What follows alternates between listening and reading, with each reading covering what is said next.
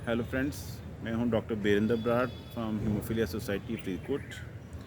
आज हम हिमलिब्रा का पार्ट 2 करेंगे। इसमें हिमलिब्रा पार्ट 1 में कुछ चीज़ें जो थी वो रह गई थी हमारी डिस्कस करने वाली। तो हिमलिब्रा पार्ट 2 है जो, उसमें हम कवर करेंगे कि जो बातें रह गई थी पार्ट 1 में वो हम उनको डिस्कस करें। तो हिमलिब्रा जो है इसका most of the things I told कि फर्स्ट पार्ट में मैंने बता चुका हूँ। उसका लिंक मैं डिस्क्रिप्शन में डाल दूँगा, आप उसको वहाँ चेक कर सकते हैं। तो हिमलिब्रा न्यू मेडिसिन है फैक्टर 8 पेशेंट्स के लिए जिनको इनहिबिटर्स हैं या नहीं हैं, दोनों पेशेंट्स के लिए। तो ये फैक्टर 8 इनहिबिटर पेशेंट के लिए भी काम करती है और फैक्टर 8 नॉन इनहिबिटर पेशेंट है जो फैक्टर 8 के ऊपर हैं, उनके लिए भी काम करती है। तो इसका नाम है एमिसिजुमैब। ये मीन्स 3500 मॉलिक्यूल्स में से ये ढूंढा गया था बहुत सालों की रिसर्च करने के बाद। तो ये क्या है कि ये आपका बॉडी में जो है ना कोएगुलेशन पोटेंशियल मीन्स जो आपका खून का धक्का बनने का क्षमता है उसको बढ़ा देती है। और उसको भी मीन्स इसमें हमने डोज की कैलकुलेशन करके उसको इतना बढ़ाना है कि उसका एक इक्विलिब्रियम बन जाए, उसका एक लेवल बन जाए हमारी बॉडी में। तो इसीलिए हमें इसको रेगुलरली लगाना पड़ता है। तो रेगुलरली मीन्स जो भी आपका डोज शेड्यूल है 1 वीक के बाद, 15 दिन के बाद या 1 महीने के बाद, मीन्स इसका जो डोज शेड्यूल है उसमें 27 डेज़ इसकी हाफ़ लाइफ है। तो इसको 1 महीने के बाद भी इसकी डोज़ बढ़ा के वैसे एडजस्ट करके तो इसको 1 महीने के बाद भी इसको हम दे सकते हैं। तो अगर हम इसका लो डोज़ इसको सेलेक्ट करते हैं तो फिर उसकी डोज़ 1 वीक के बाद होती है। जैसे हम पहले 3 mg पर kg के ऊपर डाल के उसको पेशेंट को हर हफ्ते और 1 मंथ देते हैं, और उसके बाद 1.5 mg 1.5 मिलीग्राम पर किलोग्राम उसकी डोज़ हम दे के फिर उसको मेंटेनेंस डोज के ऊपर डालते हैं। ये डिस्कस की हुई है मैंने फर्स्ट पार्ट 1 में, उसको देखिए आप। तो उसमें क्या है कि इसकी जो वायर्स हैं वो 30 mg 60 mg ऐसे करके आती हैं। तो उसी हिसाब से अगर ज़्यादा आपने हायर डोज पोटेंशियल वाली आपने शेड्यूल लेना है, हायर पोटेंसी वाली में लेनी है, तो उसको हम दिन उसमें ज़्यादा कर सकते हैं। मीन्स 15 डेज़ के बाद या 1 महीने के बाद वो आपको लगेगा। तो अभी जो हमने फरीदकोट में स्टार्ट किया था तो वो हम लोअर साइड पे ही लेके इसको कि कम से कम मेडिसिन देके इसको स्टार्ट करके इसके रिज़ल्ट्स देखे जाएं। तो उसका ट्रायल भी पहले हो चुका है एंड इट वाज वंडरफुल। तो वो हमारे छोटा बच्चा था एक 10-12 साल का, उसके ऊपर इसका ट्रायल हुआ था। तो अभी जो पेशेंट्स ले रहे हैं हिमलिब्रा का, उनका भी रिज़ल्ट्स वंडरफुल है। किसी भी पेशेंट ने ब्लीड नहीं किया उसके बाद हिमलिब्रा जब से ले रहे हैं। तो आई थिंक इट्स 3 मंथ्स तो हो गए हैं, 3-4 महीने हो गए उनको हिमलिब्रा लेते हुए। तो बहुत अच्छा परफॉर्म कर रहे हैं वो बच्चे। और अभी इनहिबिटर पेशेंट्स के लिए वो चल रहा है, और 1-2 नॉन इनहिबिटर पेशेंट भी हमारे अप्रूव हो गए हैं फरीदकोट पंजाब इंडिया में।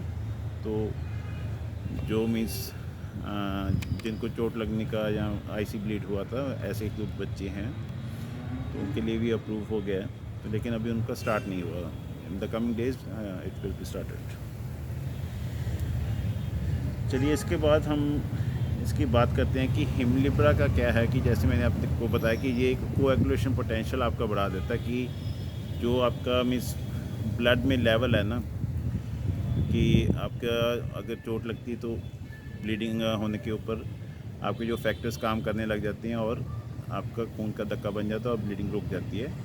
वैसे वो ऐसे बढ़ा देता है फैक्टर 8 का कि जब थोड़ा सा भी उसको सिग्नल मिलता है तो वो फैक्टर 8 एक्टिवेट हो जाता है। So in the back it's my dog Roxy, it's adopted dog. तो वो आज थोड़ा सा बारिश का मौसम है, थोड़ी मस्ती कर रही है। So sorry for that. तो उसमें क्या है कि इसका एक इक्विलिब्रियम बनना है कि इतना ही लेवल बढ़ाया जाए कि आगे मीन्स आपकी बॉडी में इसके क्लॉट्स ना बनने लगते हैं, ठीक है। तो उस हिसाब से इसकी डोज की एडजस्टमेंट की जाती है, तो वैसे इसको दिया जाता है। तो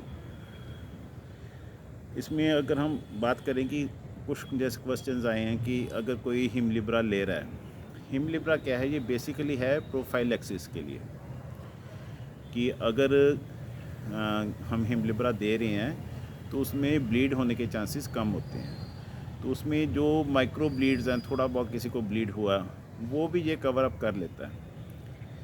लेकिन अगर किसी की चोट लग जाती है, समबॉडी गेट इंजर्ड, और किसी का अगर एक्सीडेंट हो जाता है जहाँ कोई उसकी सर्जरी करनी है, उन कंडीशन में हमें फिर वापस उसको फैक्टर 8 ही देना पड़ेगा। जैसे नॉन इनहिबिटर पेशेंट है उसको फैक्टर 8 देना पड़ेगा, और जो इनहिबिटर पेशेंट है उसको फैक्टर 7 और second choice is FIBA. Factor 7 और फीबा उन दोनों में से दे के फिर उसका कंट्रोल किया जाएगा, ब्लीडिंग और एनी सर्जरी और सब कुछ। तो हिमलिब्रा का ऐसे नहीं है कि इसकी अगर हम डोज बढ़ा दें तो ये मेजर ब्लीड को भी रोकेगा।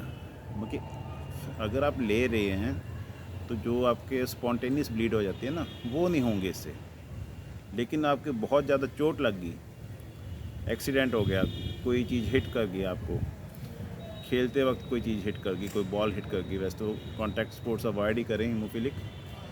तो उस कंडीशन में जहाँ पे कोई सर्जरी करवानी है, उस कंडीशन में आपको वापस फैक्टर 8 और फैक्टर 7 और फीबा देना पड़ेगा।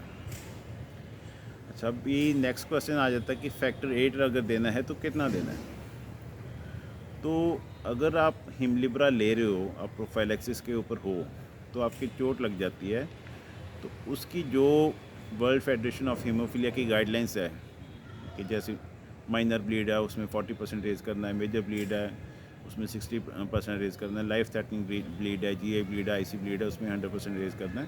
तो उसी हिसाब से फैक्टर 8 की आपने इस वैल्यू कैलकुलेट करके उतने ही यूनिट उसको लगाने हैं।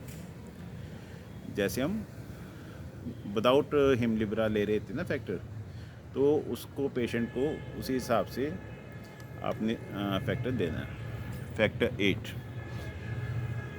और सेकंड आ जाता है कि अगर इनहिबिटर पेशेंट को मीन्स ज़रूरत पड़ जाए, इनहिबिटर पेशेंट के ब्लीड हो जाए कोई, तो उसको कितना देना है।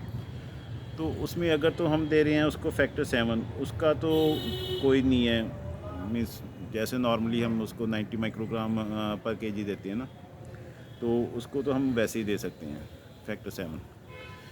तो फैक्टर 7 में कोई प्रॉब्लम नहीं है। हिमलिब्रा के पेशेंट है, हिमलिब्रा ले रहा है, उसको चोट लगी, इनहिबिटर पेशेंट है, उसको फैक्टर 7 देना है, उसको आप नॉर्मल जितना फैक्टर 7 दे रहे हैं उतना ही देना है।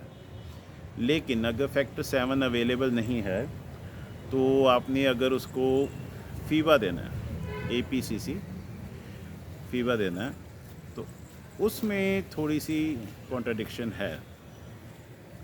उसमें भी क्या है कि फीबा उसको कंट्रोल्ड देना है। मींस अगर फैक्टर 7 अवेलेबल नहीं है तो फीबा है तो आपने उसको 50 यूनिट्स पर केजी के हिसाब से फीबा देना है। तो अगर 50 यूनिट्स पर केजी के हिसाब से आपकी ब्लीडिंग इज़ नॉट कंट्रोल्ड, कि आपको लग रहा है कि 50 यूनिट्स के हिसाब से नहीं कंट्रोल हो रही, तो मैक्सिमम उसको 100 यूनिट पर केजी के हिसाब से आपने फीबा देना है। सो फीबा की थोड़ी सी इसमें कॉन्ट्राडिक्शन है। ये चीज़ बहुत ध्यान रखने वाली चीज़ है कि फैक्टर 8 दे सकते हैं, फैक्टर 7 दे सकते हैं उसको, उसकी कोई प्रॉब्लम नहीं है। तो अगर उसको फीबा की ज़रूरत पड़ती है तो उसको आपने कंट्रोल्ड देना है। मीन्स पहले 50 यूनिट्स के हिसाब से दे के पेशेंट को देखना है कि अगर उसका ब्लीडिंग कंट्रोल होता है, और अगर नहीं कंट्रोल होता तो फिर उसको 100 यूनिट्स के हिसाब से आपने देना है। तो इसके बाद एक चीज़ और आ जाती है कि अगर कोई पेशेंट है जो फैक्टर 8 प्रोफाइलैक्सिस ले रहा है, तो उसने हिमलिब्रा स्टार्ट करना है, वो कैसे करे स्टार्ट। तो फैक्टर 8 पेशेंट्स के लिए तो कोई प्रॉब्लम नहीं है, वो अगर फैक्टर 8 प्रोफाइलैक्सिस ले भी सकते हैं, ले रहे हैं, तो वो अगर हिमलिब्रा स्टार्ट कर देते हैं तो वो फर्स्ट वीक तक उसको कंटिन्यू कर सकते हैं। तो लोडिंग डोज जब हमने स्टार्ट कर दी हिमलिब्रा की, तो उसके फर्स्ट वीक तक वो प्रोफाइलैक्सिस ले सकते हैं। मीन्स एवरी थर्ड डे या सेकंड डे जो भी उनका शेड्यूल है उस हिसाब से जो ले रहे हैं वो ले सकते हैं। तो 1 वीक के बाद हिमलिब्रा अपना काम करना शुरू कर देता है जब सेकंड डोज देते हैं। तो सेकंड डोज के ऊपर आप उसको फैक्टर 8 को बंद कर सकते हैं। लेकिन अगर कोई फीबा ले रहा है प्रोफाइलैक्सिस के लिए, तो उसको मिस फीबा बंद करना पड़ेगा on the day of starting the हिमलिब्रा।